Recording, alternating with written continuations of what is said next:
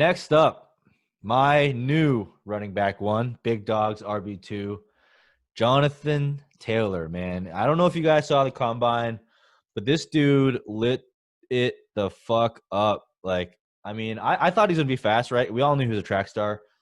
So this doesn't really boost the stock for me, but it was just crazy to see someone at 226 pounds crack a 4.4, right? Like if you think about like how insane that is. And as we're saying this, like Isaiah Simmons just did it like Yeah, like 240 pounds, 240 pounds, just which is ridiculously, just which is absolute freak. But I mean, look, JT, he is someone that's probably one of the most prolific producers at the college level. Is that fair to say? it's very fair to say he's over 2,000 yards from scrimmage every single year there. Yeah. As a freshman, 299 carries, 1,977 yards, another 100 yards through the air. As a true sophomore, 307 carries, 2,200 yards, another 60 yards through the air. And this most recent season, 320 yards, 320 carries, 2,000 yards, and he added a little bit on the receiving side. All right, guys, he had 26 catches for 252 yards, averaging 9.7 yards per reception. So incredibly efficient as a receiver. And I think this was a turning point for me and why I moved him into my first overall. I hadn't really looked much on his receiving side, and I kind of just assumed that he wasn't that good of a receiver. But, you'll see in some of these clips, like, he really does know how to work as a receiver. Like, he catches the ball with his hands. He doesn't let it hit his body. And he actually really knows how to position himself well as a receiver. So those are, like, things I was really impressed with.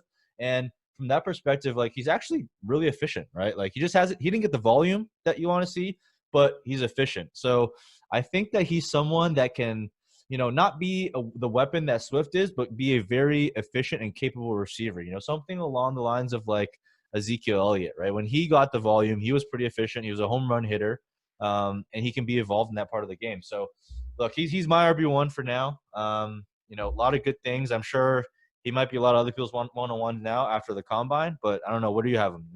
Yeah, when you bring up the fact that he was efficient in the receiving game in spite of not a lot of volume in the receiving game, it makes a whole lot of sense because some of these colleges just don't use running backs out of the backfield in the passing game. We've seen Melvin Gordon go through here. I don't think he topped 20 receptions in any of his seasons. Even James White, who is basically only a pass catcher in the NFL, had one season with over 15 catches at Wisconsin, played 4 years there. So to say that Jonathan Taylor isn't a good pass catcher because he hadn't been used in that department of the game prior to this year, it's not lazy analysis because not everybody has the time to really go through these numbers and understand things, but the fact that Jonathan Taylor saw 36 targets this year and he broke a ton of tackles on those opportunities. He's actually 36th in the nation in yards after catch per reception with 8.9. And he was 12th in yards after contact per reception with 4.46, basically showing he's not only a good runner in the running game, he's good after he catches the ball in the passing game as well. I mean, it's kind of intuitive, and you brought it up with Ezekiel Elliott. That 1 year where he caught 75 passes, I believe, he was good in the passing game. You don't have to be a fantastic receiver, right? You don't have to have the best hands. You don't have to run the best routes to be a really good receiver out of the backfield because you're seeing mismatches, right? You have linebackers who most of the time, and especially in Jonathan Taylor's case, are going to be a lot slower than you, probably not as physical as a guy like Jonathan Taylor. You just outrun those guys, and that's exactly what he showed this year in college. And we had brought it up earlier in the DeAndre Swift breakdown where you referenced that guy Noah's tweets.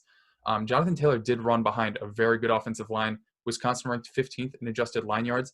But look how well Jonathan Taylor did on his own in spite of that offensive line, right? 59.9% of Jonathan Taylor's yards this year came after contact. So sure, they were blocking a lot for him, but nearly 60% of the yards he picked up this year were on his own after he got hit and after he just broke away.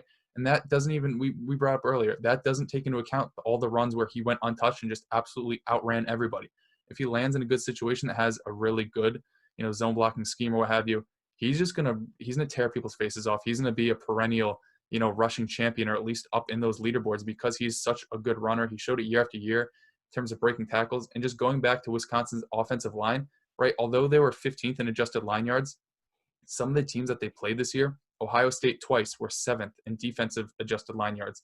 Oregon was 26th, or Oregon, whatever you guys want to call it, whatever you're going to yell at me for saying. Illinois was 31st. Michigan State was 2nd. Central Michigan University, 11th. Northwestern was 30th. University of Michigan was 25th. So he faced legit competition. And I know a knock that we'll probably bring up with J.K. Dobbins is he wasn't much beyond his offensive line. A lot of it had to do with his offensive line. And you're going to say, oh, we played the same competition. They were in the same conference. J.K. Dobbins didn't play Ohio State twice. Jonathan Taylor Yeah. played Ohio State twice, and Jonathan Taylor ripped off Ohio State's face one time. The other time it wasn't so great. We'll forget about that. But the other time he looked incredible, and that's just the guy he is. He's an insane rusher of the ball. He's probably one of the best I've ever seen, right? Through the passing game, he's underrated, as Mike said. He was efficient in that aspect of the game. He has the size. He has the speed. He has overall athleticism. He's going to have the draft capital. He's going to have opportunity, and that's what you look for out of a running back prospect. He's the full package. The only real downside that you can rationalize is his fumbling ability. But we just saw Pete Carroll let Chris Carson tote the rock 25 times a game after dropping the ball every other rush. Like, it's not as big of a deal as you may think, because a guy like Jonathan Taylor is going to break off a huge run, and coaches aren't going to sit him on the bench because, obviously it's not good to fumble the ball, right? But if you fumble, 3-4 times throughout the Let's season. give him an idea. Just give you an Yeah. idea of like the fumbling rate. So I calculated the fumbles, touches per fumble. And for Taylor, it's at 57.7. Swift is 73.3. Akers is 87. Dobbins is 108. ATN is 112. So he's a lot worse than everyone, right? But It's like not Noah something that said, can't be fixed, right? It's it's like drops for wide receivers. Like it doesn't really impact you at the end of the day on the fantasy world. And like, remember who had a lot of fumbling like problems? Adrian Peterson. Yeah. Good comp. I like that comp a lot. One of the best running backs of all time. But yeah, Nick Chubb is my comp for him. He's just an awesome runner. I think he's probably a better pass catcher coming out of college than Nick Chubb was. He's an overall really good football player, and he has everything going for him in terms of analytics, in terms of film, in terms of whatever to justify him being a top 2 pick. And as Mike said, it really comes down to landing spot. It comes down to draft capital. But if he goes round 1, and if he goes higher than Swift in a better landing spot than Swift, there's probably not a chance in hell I have Swift ahead of him, just because both of them are extremely good talents and extremely good prospects. It's splitting hairs, but the hairs will be split when draft time comes around. And although I have Swift here, I'd probably be more confident at this point saying I'll have Taylor ahead of him when the time does come. What is like top landing spot you think for JT? Like what fits his skill set the best? I just want to say like San Francisco and Pittsburgh for everybody. Honestly, like Seattle would be perfect because Pete Carroll wouldn't care about the fumbles, and we've seen a guy like Chris Carson produce there, and they basically said this offseason, hey, Chris Carson, I know you have no hands at all, but we'll give you 50 receptions this year. Jonathan Taylor, they make it a mission to use him in the receiving game. It's wheels up for him, and we've seen them take a running back in the first round in prior years when they had a lot of other holes to fill.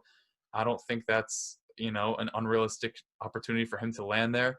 A realistic one would probably be like Tampa Bay or, like Houston. And we saw. How do you feel about Tampa? How do you feel about him landing in Tampa?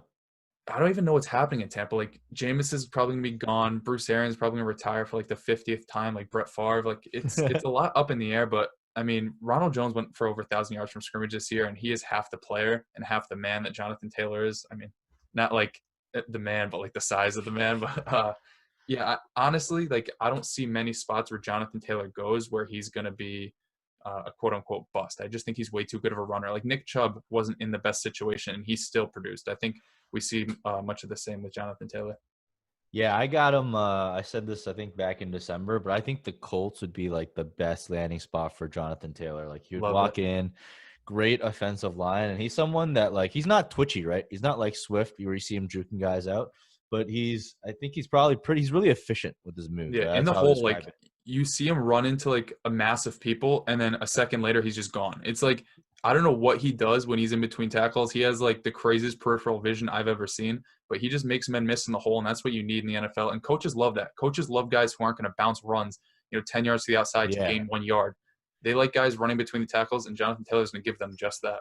Yeah, and a really cool concept I learned this week watching one of my favorite film breakdown guys at Jay Moyer. If you guys aren't following him, get on Twitter. This guy literally has the best running back film breakdowns I've ever seen, and it's all free. So I learned a concept from him, and he talked about running to leverage. So what he meant by that is he broke down a video between Akers, which hurts my soul because I love Akers, and Jonathan Taylor, and it was like a very similar play.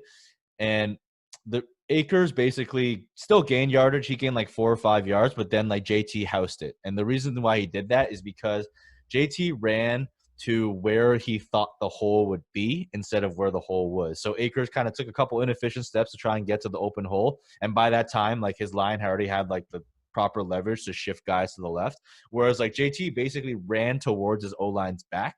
And once that O-line pushed the guy out of the way, the hole was there. And then he, in the backside pursuit, didn't have enough time to catch up to him, and he basically took the house, right? So it's those like little nuanced moves that someone like me, I would never see watching film, that I actually learned from these film guys, and that's something that JT does. So I guess from that perspective, like what you see on film is that he's the best pure runner in the class, right? And I think some of those nuanced reasons is why we just see like, wow, he just took a TD to the house for 50 yards, but like it's just that little, like it's truly is, man. Like Al Pacino says, it's a game of fucking inches, boys.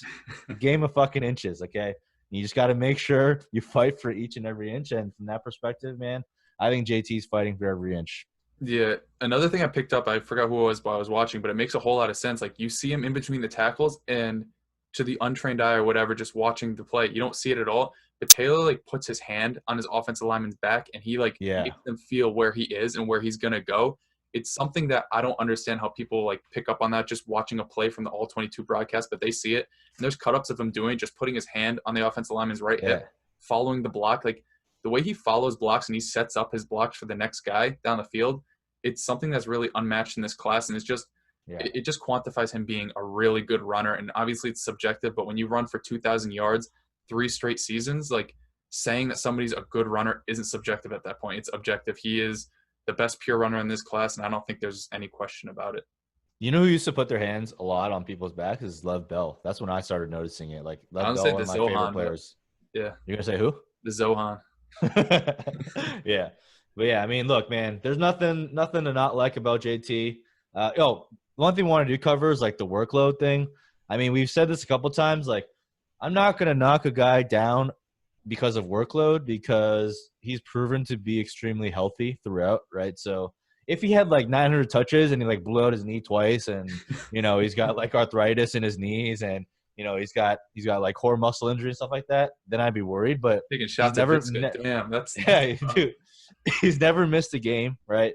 And it's a lot of touches for sure. I understand that, but at the end of the day, the best players play. So I'm not going to like discount a player's skill and talent because the coaches wanted them on the field. I don't think you should either.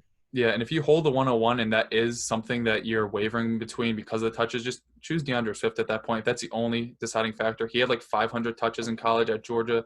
That's something that just Georgia does. So if that's something that you're worried about, pivot there. If you're at the 102 and Jonathan Taylor is there, I wouldn't make that a reason for me to pass up on him. Lock it up, boys. And then the last thing I'll say is, dude, he's got a unibrow, I think. I don't know if you guys see it on Player Profiler. I mean, if he doesn't have one, he's close to growing one. So yeah, but AD has a unibrow, and he's MVP. So. Dude, exactly. And AD could arguably be one of the best big men in the NBA. So yeah, all he needs to do is strap on a visor, and that's no issue. Yeah. All right, that's all we got for you on JT. We're gonna move on to the next guy. I hope you guys enjoyed. Catch the next video soon.